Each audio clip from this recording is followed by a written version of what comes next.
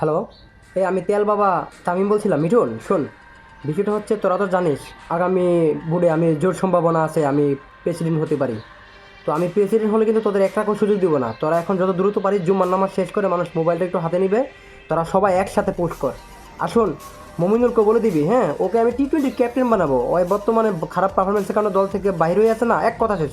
তোরা যারা খারাপ পারফরমেন্সের কারণে দলের বাইরে আছিস, আমি সব খারাপ পারফরমেন্স দিয়ে একটা টিম বানাবো। আগামী আমার নেতৃত্বে দিন ভোট যখন চলবে তখন তোরা যারা খারাপ অবহেলিত অবস্থায় আসো খারাপ পারফরমেন্সের কারণে, সব লর্ড বাবাদেরকে নিয়ে আমি একটা টিম বানাবো। ওই টিমটাই বাংলাদেশ জাতীয় টিমে সবাই তোরা খেলবি।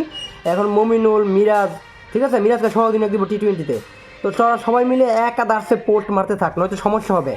আর যদি তোরা সেই পোস্টটা না করিস, আমি কিন্তু প্রেসিডেন্ট হওয়ার পর, তোরা তো জানিস ভালো করে আমার ভোট প্রেসিডেন্ট হওয়ার একটা জোর সম্ভাবনা আছে, একটাকেও আমি সুযোগ দিব না, আমি একটাকেও সুযোগ দিব না। তোরা যারা লর্ড পর্যায়ে আসো, লর্ড বাবা একবার আন্ডা মারেন না প্লেয়ার, সবাই মিলে একসাথে হইয়া আমার পক্ষে কথা বল এবং বল ওই প্রতিনিধি যেন ক্ষমা চায়, প্রকাশ্যে এসে ক্ষমা চায়। তোরা এই দাবিটা জোরভাবে কর, ঠিক আছে? আমি কিন্তু প্রেসিডেন্ট হওয়ার পরে তোরা লর্ড সব দিকে নিয়ে আমি বাংলাদেশ ন্যাশনাল টিমের 11 জন প্লেয়ার সাজাবো, মনে রাখিস কিন্তু।